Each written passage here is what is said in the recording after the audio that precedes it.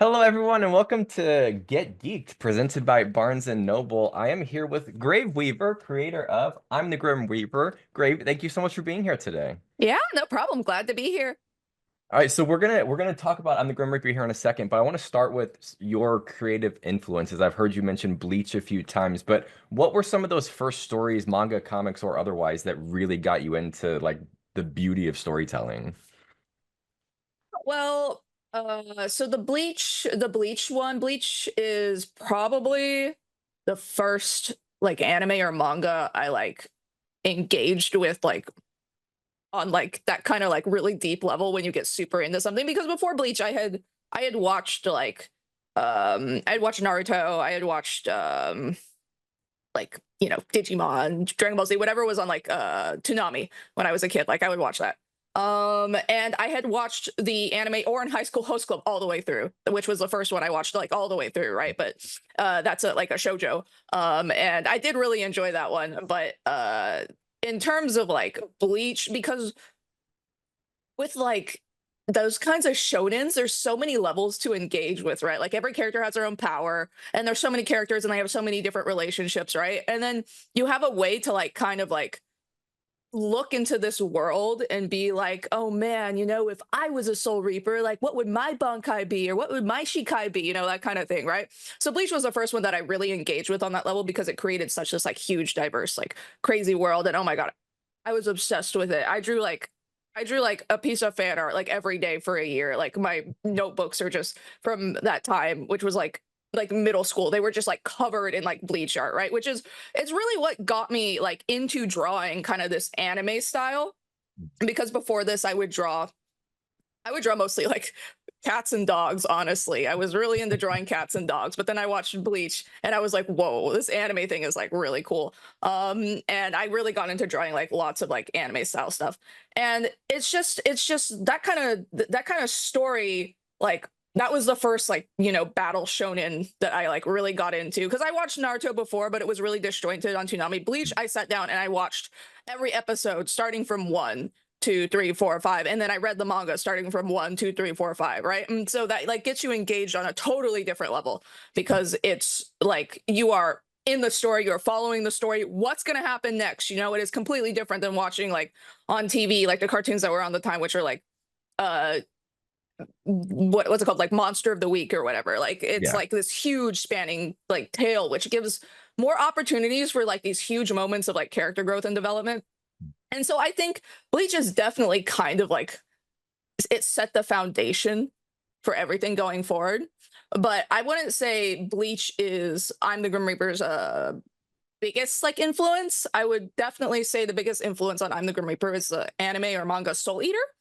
Mm. So I watched Soul Eater a little bit after Bleach, probably like a year or two after Bleach, and I really, really loved Soul Eater because it had like an incredible like visual style that like it really carved out its own visual language in terms of what is Soul Eater, because the art style itself is so unique, right? And of course every manga has a unique art style, but Soul Eater's not only was it unique, but it like matched the tone of the anime, which was like this kind of Halloweeny like aesthetic, and everything is like Halloween, and everyone acts like it's normal. That's like it's the world, right? Like it's crazy. There's witches. Your house is shaped like a pumpkin. Like that's normal. It's not something you have to think about. It was really cool.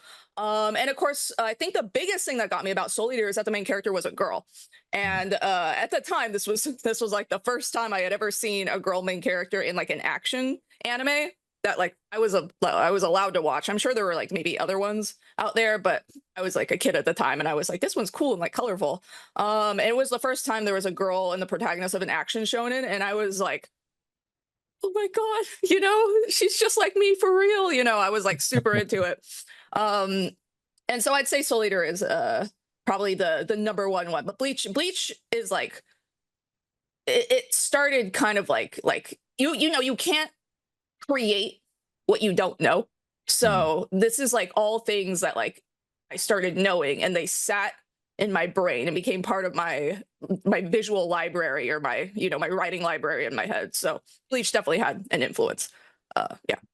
So I want to go back to something you mentioned about Soul Eater. What you mentioned the artistic style, the fact that there was a girl main character. Like when it comes to stories, what is it that gets you to stick with it? Is it character? Is it setting? Is it just like awesome action? What is it that really draws you in? I would say the thing that gets me to stay with a story is definitely the characters and the character interactions, because the first thing I think of when I think of that question is JoJo's Bizarre Adventure. And when I'm reading JoJo's Bizarre Adventure, half the time I'm like, what is this plot? Like, I don't know what's happening, but the characters Accurate. are so cool and so fun. And they all have such like crazy like relationships with each other. Um, that like I'm like I don't really care what the plot is happening. I just want to see what's the next crazy thing, Joseph's gonna do, like is he gonna go do his runaway tactic the next time he sees the pillar men or something? Like, who knows? It's super cool, it's fun, even though I don't quite understand like exactly how to get what's going on from point A to point B. But I read all of JoJo because Araki is like a great character writer. I even after I finished JoJo, I read his book because I was like, I gotta know how this guy thinks. Like he is like so crazy It's right good. here. Yeah. JoJo's Bizarre Adventure is fantastic. Like he's a master character writer and like getting you really into like all of these like characters and their dynamic relationships and stuff. Um, so that's probably definitely what gets me. But I'd say secondary is like art style and setting, and that's a personal thing, because if something has a pretty interesting like art style or interesting setting or interesting character designs, even if I'm not like super into it, I will stick it out just to see how the author or the artist, like how what their art looks gonna look like what are they gonna draw next, that kind of thing. So I'd say that's definitely second for me, and then maybe third would be like, man, like hype moments, plot twists, that kind of stuff, right? If somebody's like telling me like, oh my God, you got to read this because this thing that happens in like book 10 is like insane and it's like crazy, it's going to change everything. And I'll be like, well, I gotta know, so I'll go and read it to see like this crazy plot twist. So I'd say those are like my top three things that get me reading something. Awesome. Yeah, and we're gonna get into I'm the Grim Reaper in just a second, but I wanna, you're talking about these influences, these things that get you to stick with stories. When it comes to creating your own stories, what were some of like the early forays you made into telling your own stories? What did they look like? Were they similar to I'm the Grim Reaper? Were they completely different? So you're asking like my previous stories before I'm the Grim Reaper? Yeah, just like as you're finding yourself as a storyteller, like what kind of stories were you telling, and was there like a natural progression to getting to I'm the Grim Reaper? Yeah, I would say so. So like I'd say a lot of storytellers kind of have like things they like to like tackle or do or what they repeat because like it worked before, or we're like, that was interesting, let's keep pursuing it. I would say pretty much all my stories have something to do with like death, as Mm, like crazy as that sounds, but it's not like death is not death. Death is a transformation or like moving on to something new, right? But there is also real death, like you're gone forever kind of thing. Like but it's like it's just a cool, like it's a cool idea that like it's not the end, it's a rebirth. But then I guess you can die again because there has to be stakes, there has to be stakes in the story. People have to be able to go. So everything, my stories before were all pretty like edgy, I would say. Like I haven't had any, like none of the stories I've really written before, which none of them are really like readable. They're all like written stuff or like stuff with between me and my friends. Even though I definitely did write stories before. They're all pretty edgy. They all have something, they all have like a lot of characters, that also moral greatness, that thing is mhm, something I always keep in all my stories because it's interesting. Those are like the characters people like. The characters people like and people are fascinated with are the guys or girls or whoever who do like crazy things, but you're like, maybe they have a point, like I kind of get it, or like the craziest thing is when someone's doing like tons of like insane stuff and you're like, he's right or they're right, that kind of stuff. Like I really like to like stop and think about like how far can I push like this character's actions and get the audience to still agree with them? Or like, how how what can I do to make the audience like argue amongst themselves? Like mhm. sometimes I will put events that are like specifically like controversial because I want people to engage with each other. And I'm never, and in terms of being an author, I'm never going to answer what is the answer. I don't know. I just made it happen, and it's for you to figure out what if it's good or not. So I'd say all my stories in the past are basically, they're like kind of along, they have the same tone as like I'm the Grim Reaper in terms of like, you know, it's edgy and there's a lot of fighting and then people are dying. I always like it to have like a lot of character deaths because it's like the stakes are like crazy. And there's usually like a crazy like plot twist, multiple plot twists in there to be like, oh, this reframes everything, you know? So I'm really into, I'd say I'm really into writing psychological thrillers is like my thing. So that's what I've always done before. I like that notion of you want to create morally great characters that your audience will argue about. I think that's a great way because I get so excited as a reader and as a creator that whenever meet a character that somebody thinks the opposite of, like they think he's evil, I think he's good. That those kinds of discussions are phenomenal, and you're spot on. That can really help an audience stick to a series. So moving on to I'm the Grim Reaper, I guess we'll start just sort of at the very beginning, which is how did you find this particular story? What was like that initial entry point? Was it like a character that dawned on you? Was it the concept, a visual thing? What was it that got you in the door? So the first thing I thought of with I'm the Grim Reaper, I would say the first thing like that got me going with the story is came up with the idea of like if someone had a sin, they would do an X on their chest, right? Because it's like, what is a sin? You know, like what is it? They have this X. It's kind of like I was thinking of this is kind of how I start stories. I think of a cool idea first. I'm like, okay, this idea would be really cool. And it's gonna be like kind of the part of the elevator pitch. Like when you tell people about the story, it has to be the interesting part of the elevator pitch, right? So I'm like, okay, people who did sins have X's on their chest, right? And I'm like, okay, where do I go from there? I'm like, well, what if someone could see it, right? But they had no information on how they had it, right? So seeing the X does not really inform that character. It creates way more questions, right? And then I'm like, okay, well, that should be the main character, obviously, right? This person who can see X's. Well, why would they see X's? What would be the reason for this? Well, what if these people had to be like, what if these people, if she had to decide if they get like sentenced to hell or not, something like that. Like that was the natural progression of thought. Like I came up with most of this in the shower one day because I really should make a web comic because I had written a lot of stories, but I had not drawn like one out like super far. Like I had drawn like maybe like 30 pages of a comic and I like was like, okay, I'm bored. And then I moved on to the next thing, right? But I had written like 3,000 pages for some of my stories. Probably more than that actually, but they're not like publicly available because they would be like between me and my friends.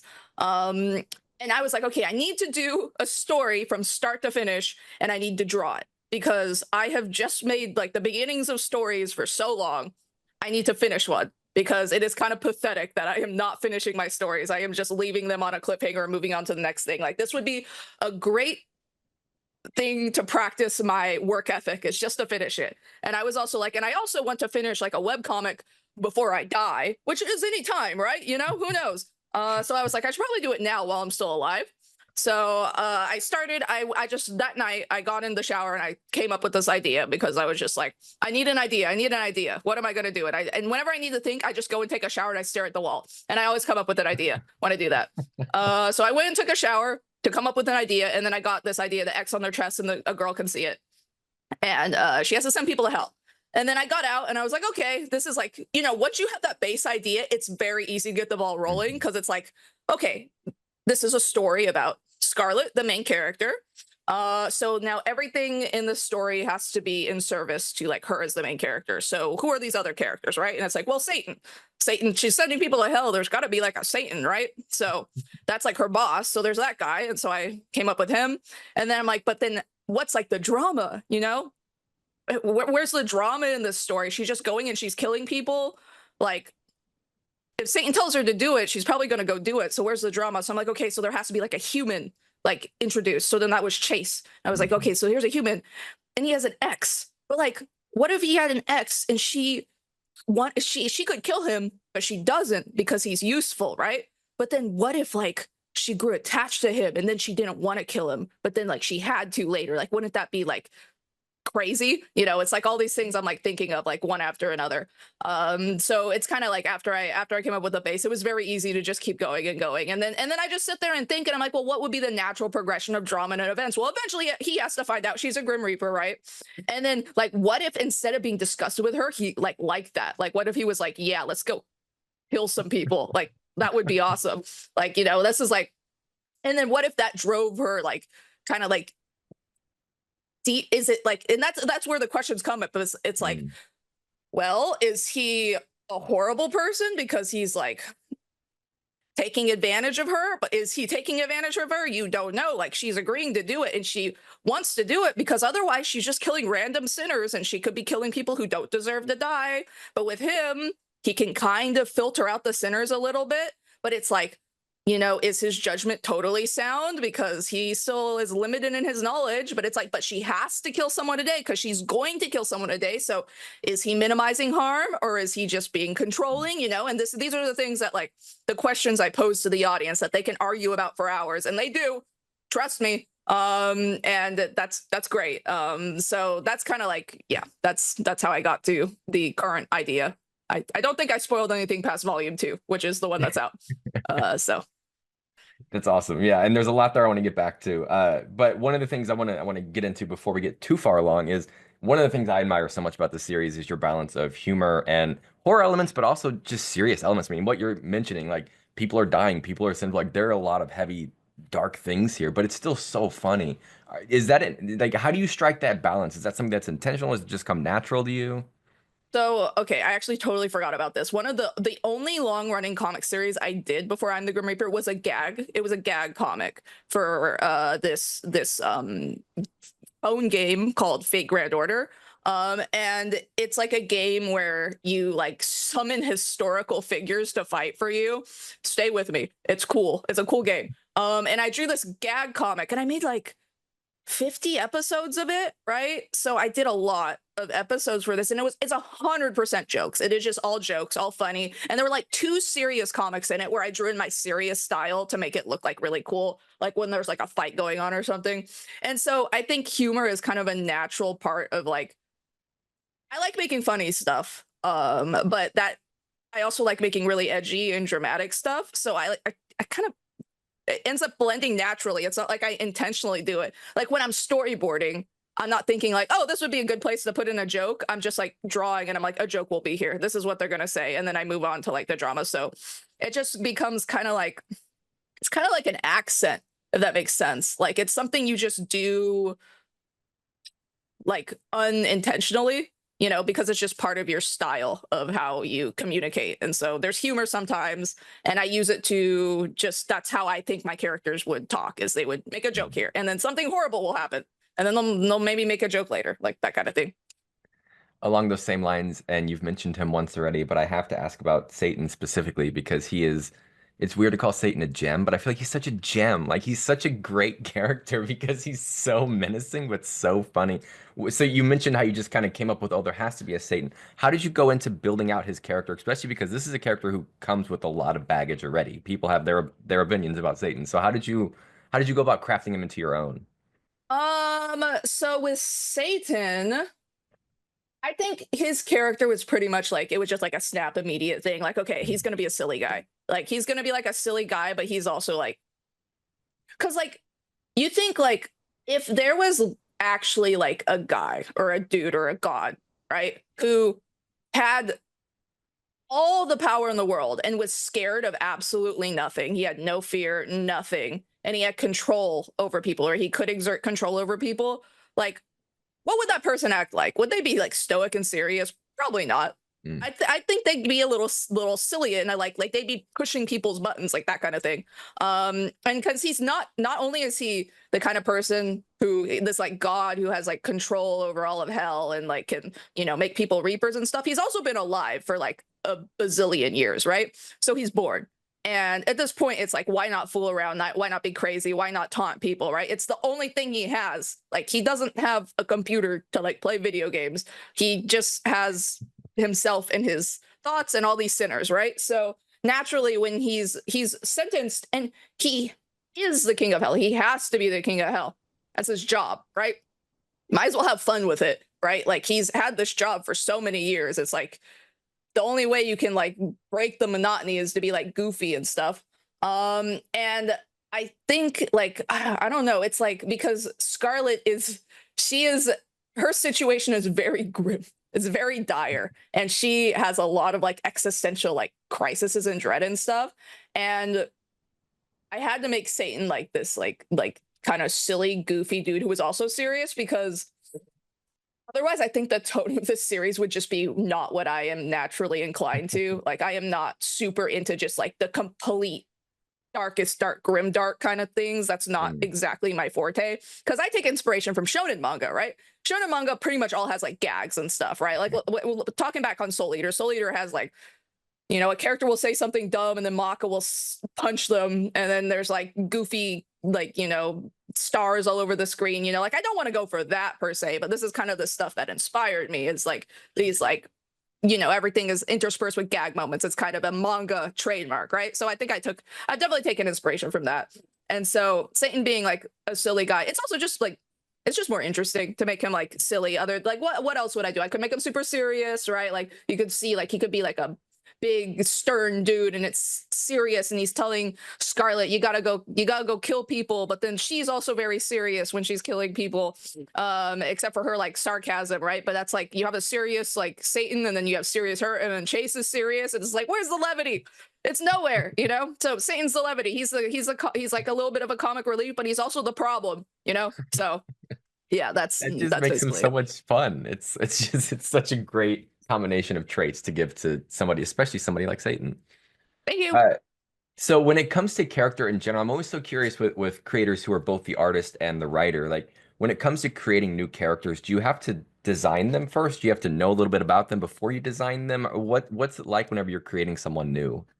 Um, so when I'm designing a character, I do the first thing I think of is what is their role in the story, right? So obviously the first character I designed in the entire series is Scarlet. And Scarlet took, I think, the most iterations because I had nothing, right? I was like, okay, what is the aesthetic of the series? I don't know. I don't know yet. And so I went over quite a few iterations with her until I came to the current one, which is just honestly, she's just wearing a t-shirt and jeans and like a cloak, right? But it's like, I have to draw this chick so like 50 times a week. Like it's gonna be simple, you know. And from there, from her, she is the base that is like, okay, every character has to look like they fit in a universe with her, right? So it's like we can't start using like, you know, like crazy armor and stuff, which number one, I don't want to draw that. Number two, it doesn't really fit in with like the universe I'm having, unless this character, like you could find a reason for like to make a character wear crazy stuff, right? I could be like, oh, he's a knight from the 19th century Reaper, you know, and he never stopped wearing knight armor or something. But I don't want to draw that. That's number one. But like the overall aesthetic of I'm the Grim Reaper is kind of like streetwear. Like people have kind of streetwear-ish, but it's also kind of anime, you know. So I was like, okay, just every character is going to be along these lines, where they are have a rather kind of simple design with like a memorable element, like one memorable element. Like we got Brooke, who is the other Reaper. He's got bunny ears, and that's his memorable thing. Like you see the person with the big pink like ribbon bunny ears. That's Brooke. That's all you need to know. You know, you just see a silhouette. You see those bunny ears. You're like, okay, it's that guy. With Scarlet, you see like the X on her chest, and it's on her shirt, and you see her like red scarf, and you're like, okay, that's Scarlet. Tracy's kind of a normie. You see his big red glasses, and you're like, okay, that's him. That's his trademark thing. So I kind of think of like what is like this character trait that I'm giving to the character that makes them like, what's their thing? What makes them stand out? But then I think also as being the artist, right, of this series, I'm also thinking about, you know, is this viable for me to draw? Can I draw this? Am I like, one of the big issues I ran into was when I gave Chase those glasses, I didn't think about drawing them over and over and over, because I was like, glasses aren't that hard to draw, right? And he has like a 3D like model as his glasses.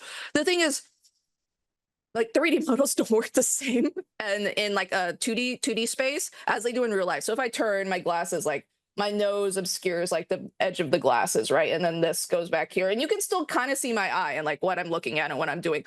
When you are drawing with an anime face and putting glasses over it, it is 1,000 times harder, because anime people have bigger eyes and like different shaped faces. And so if the glasses go over their eye even a little bit, it looks weird, right? And so these are like things that I ran into. So eventually, way later in the comic, I take his glasses off. Like I have no explanation. I just take them off because I'm like, I've had enough. I've had enough of this. I am taking off these glasses. We're done. I am not even explaining it. He just decided to take them off because it was driving me crazy having to like adjust these glasses in every single scene. And a lot of times they didn't look right. And I could sit and draw glasses very detailed at the correct angle for every single one, but I don't have that kind of time. I have to do an episode every single week. This is another thing you have to think about. It's like, not only do I have to draw these characters, I have to draw them really fast every week to get an episode out, because it's a weekly serialized comic. So these yeah, this is a lot of stuff that goes into mine. This happens too when I'm writing like settings and environments. Like I made Tell a very easy to like draw place. It's like silhouettes of stuff in a red background, and it looks visually cool because ultimately I want something that's visually cool. But it's also very easy to produce like for a weekly comic because I don't have like a background assistant. It's like me doing everything and suffering. So I have to think, okay, what can I do? Because not only do I have to draw all these characters, I have to draw the background. So whenever I'm making like a new setting, I'm like, okay, what would be possible to do? It's like not what I want. It's kind of like what's possible and what will look like decent, like to the audience, right? It may not look like the absolute coolest, like you see those manga spreads where they have like meteors crashing into the earth and it's hand drawn and it's super cool and like that's awesome, but I have 2 hours to draw this panel. I can't do that. I'm sorry. So I am just going to use my quick silhouette and then background color and then move on. So that's that. How did I get here? I don't remember. Okay. No, you answered the question. Thank you. Okay, awesome. So we're gonna segue into some what I think are more easier, quicker questions, and this is a good segue into what I was gonna ask next, which is what is your favorite thing to draw in the series? I like the easy panels. I like it when it's just like a character up close or something, because I think this is when you're working when an artist is working with such a close deadline. I'm gonna be honest, the fun is kind of minimal in the work because you want to get it done and you don't have time to take your time and like enjoy a piece and enjoy the process. You're like, okay, this has to get done. But honestly, with so that's what the original iteration of I'm the Grim Reaper. So I'm the Grim Reaper was originally a weekly serialized comic, and then it was adapted into book form with Viz Media. And with Viz, they gave me a lot of time to do like extra bonus content. So in volume 2, maybe I should talk in this front since it's the book and we're talking about the book. In volume 2, there was a bonus chapter I got to do, which is it's a chapter all about the Rabbit Reaper. His name's Brooke, and I was given pretty much as much time as I wanted to work on that, right? And so I made it really good, honestly. I made it as good as I possibly could with like the skill set I have. And that was fun. That was fun to draw. And that was something I could sit and be like, what do I want it to look really cool? You know, what can I draw here to make it look really, really cool? So unfortunately, time is kind of the limiting factor in terms of like art, like if I can make it look cool or if I'm enjoying it or something. Sometimes I am just, if I'm near a deadline, I'm pumping it out. Like I am not thinking about, oh, wouldn't it be cool for this like pose here and this cool perspective? I'm like, no, I need to do it fast. So there's going to be a side shot of the character and another side shot, and then they're going to like walk away. Like we're not doing a crazy like perspective or whatever like that. But with the book, when I was drawing that bonus chapter, I got to be like, okay, what would be the absolute coolest thing here? Like this perspective here, this here, like there's like a fight scene in it. And I got to like spend as much time as I wanted drawing the fight scene. And I drew a bunch of like random characters too, that are like the Brooke is like beating up. And I got to draw like pretty, like, I got to do like, just for this bonus chapter, I got to do like a day or two of anatomy studies on like buffer bodies because they're like buff. I wanted them to look intimidating, right? So I did some anatomy studies on that, and then I got to go and do it. So it's when I get to slow down, it's really fun to do, I'd say, like interesting perspectives and interesting shots of like characters like punching somebody, and then you can really like, not if they're punching someone, you can really accentuate like how the fist like comes at you and how distorted the face gets when they're punched, right, to really show that kind of force. So like trying to show the viewer through art how intense this like movement is, or like how much pain this character is in, right? That's really fun because it's kind of like it's not really like trying to draw it as good as you can. It's trying to draw it like as exaggerated as you can while also looking normal, like normal enough, right? It's kind of like experimenting with visual language. And it's interesting when I get the time to like sit down and be like, This is cool. Oh, and also doing like the panel flow, like trying to like figure out how is the reader gonna read this, which is new to me, by the way. This like because the original comic is a long scrolling comic, and you just scroll from top to bottom, and there's no room for like crazy paneling. I tried some long like crazy paneling, like making long stuff, but that just was a problem when I had to format the comic because it's like, okay, now I have to redraw this completely because pages are rectangle. They're not like dish, they're rectangle. So I had to redraw a lot of stuff. But in the original comic, the scrolling one, there's not a lot of room for like flowing the reader's eye because it's straight down. That's it. It's straight down. But with like drawing it in manga form, I get to be like, oh man, I can actually like I can change like the size of like a character face, right, to show how impactful this scene is. And then like I can put like 2 panels at the bottom to show like a follow-up like motion or something. Like, or I can even double spread a page to like show just how crazy this is, you know, that kind of thing. So there's a lot more to think about, and it's really fun. And those are fun things to think about. And I answered really long again, sorry. So No, that's please, you can answer as long as you want. Uh, yay. kind of answered there, but I want to ask this anyway. Is there anything, speaking specifically of the book and as these volumes continue to come out, is there anything in particular you're most excited for, either for you to adapt to the books or for fans to get to see in the books, or anything specific that you're excited for?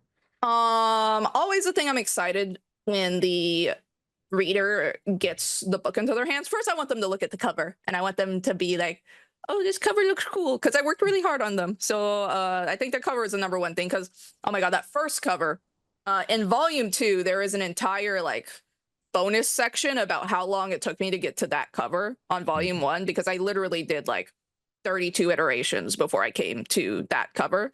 And then when I started working on that cover took me like 3 days to finish, because I was like, I'm going to draw this really well and it's going to look good, but that's going to take me 3 days.